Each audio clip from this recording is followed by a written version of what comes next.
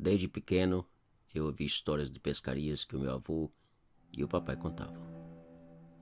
Histórias de todo tipo, de peixes enormes pescados, daqueles deixados escapar, de canoas furadas ou viradas que acabavam risadas e gargalhadas. Também ouvi aquelas histórias estranhas de aparições, de gritos, de monstros e coisas inexplicáveis que depois de contarem, os dois ficavam pensando em silêncio e olhando para o nada. E quando eu ou alguém insistia em saber mais detalhes sobre aquelas histórias assustadoras, eles respondiam com uma única frase: "Não quero falar disso não, deixa pra lá." Eu fui crescendo, meu avô faleceu e o papai, devido à sua idade, passa quase todo dia na sua cadeira preguiçosa na varanda da casa da nossa fazenda. Hoje, para ele, as pescarias são coisas do passado. São lembranças que de vez em quando ele ainda anima a contar. Assim como meu avô e o papai, eu adorava pescar. Pegar o pequeno barco que possuía e sair rio acima ou abaixo, procurando pelo lugar ideal para passar a noite, acampando e pescando. Mas tudo aquilo acabou. Como disse, eu adorava pescar. Em 2014, todo aquele entusiasmo, toda aquela paixão por pescaria deixou de existir para sempre. Eu vendi o barco e jamais pesquei. Essa é a minha história, a minha razão. Era uma sexta-feira de agosto de 2014, quando eu e meu amigo Lima colocamos nossas coisas no barco e por volta das 4 da tarde saímos. O tempo parecia perfeito. O céu nublado, porém sem ameaça de chuva. Depois de mais ou menos 1h30 subindo a correnteza, o meu amigo apontou para um banco de areia, uma pequena praia na beira do rio, e ali resolvemos acampar. O lugar afastado de tudo, tanto do outro lado do rio como as nossas costas, o único que víamos era uma mata fechada e silenciosa. Mais ou menos 1 hora mais tarde, as barracas estavam armadas, a fogueira acesa, e tomando umas cervejas, sentamos para pescar o jantar. Rapidinho pescamos umas 4 pacu, limpamos e colocamos sobre a fogueira. A noite já havia chegado quando começamos a comer. E foi então que ouvimos algo estranho e inesperado. Um assobio do outro lado do rio. Eu olhei para o meu amigo e perguntei se ele também tinha ouvido.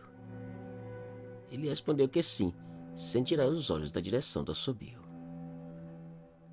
"Você acha que é uma pessoa?" perguntou Lima. "Quem é que vai estar a essa hora no meio do mato? Só pode ser algum pássaro", respondi.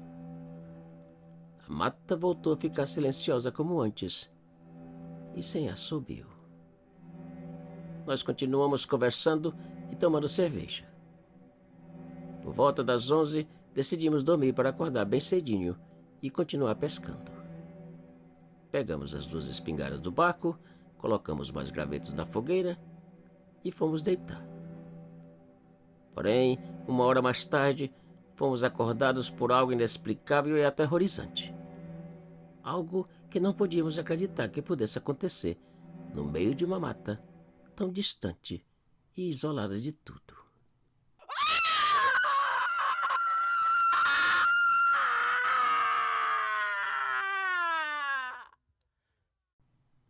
Um grito desesperado de mulher.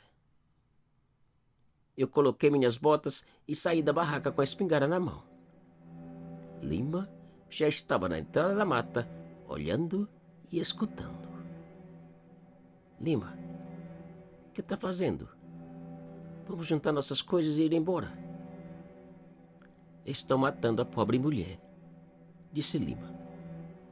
"Homem de Deus, isso não é mulher." "Nós temos que ajudar e rápido, antes que seja tarde", disse Lima, entrando na mata sem dar a mínima atenção ao que dizia.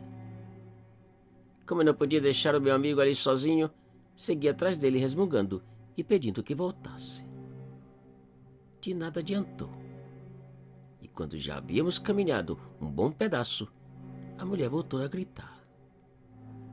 Naquele instante, Lima levantou a espingarda e atirou. Eu tive vontade de matar o meu amigo. Não podia acreditar em tanta burrice, pois quem atacava a mulher agora sabia da nossa presença. A mulher parou de gritar e tudo silenciou. Nós ficamos agachados de trás de um tronco, esperando por algum sinal. Poucos minutos depois, as vozes começaram como se fossem dois homens conversando e dando risadas. Naquele momento, até eu comecei a acreditar que realmente estavam torturando a pobre mulher. E outra vez, o tapado do Lima levantou a espingarda e atirou. A conversa e as risadas pararam. E logo em seguida, os passos começaram. Fosse quem fosse, agora caminhava em nossa direção. Ao chegar a uma curta distância, Lima apontou a lanterna e focou. Para nossa surpresa, não havia ninguém. Então logo Lima apagou a lanterna, os passos recomeçaram. E quase agachados, demos 10 passos para trás e esperamos. Para nosso pavor, os passos pararam e outras vozes começaram de outra direção. Da direção do nosso acampamento. São mais de 2, murmurou Lima, arrependido de sua estupidez. 2, 4 ou 10 já não fazia diferença. O único jeito de sair daquela enrascada era dar um jeito de voltar para o acampamento e sumir. Mas ainda faltava um bom pedaço e os passos aproximavam de um lado e de outro. Quantas balas você ainda tem? Perguntei. 3. E você? Acho que 6. Os passos agora pareciam estar bem pertinho da gente. Prepara para atirar, disse Lima. E naquele instante ele acendeu a lanterna e focou. Mas eu não conseguia atirar. À nossa frente estavam 5 pessoas. Ou melhor, 5 vultos pálidos e transparentes. 5 assombrações que nos fez tremer dos pés à cabeça. O meu amigo Lima ficou tão assustado que nem sequer conseguia apagar a lanterna. Eu lhe puxei pelo braço e gritei que corresse. E corremos como louco em direção às barracas, cambaleando e tropeçando em tudo que havia à nossa frente. Às nossas costas, os vultos davam as gargalhadas mais horripilantes que já ouvi na minha vida. Poucos minutos depois, eu e Lima saímos rio abaixo, deixando tudo para trás. As barracas, as cervejas, as varas e, acima de tudo, a nossa coragem de pescar.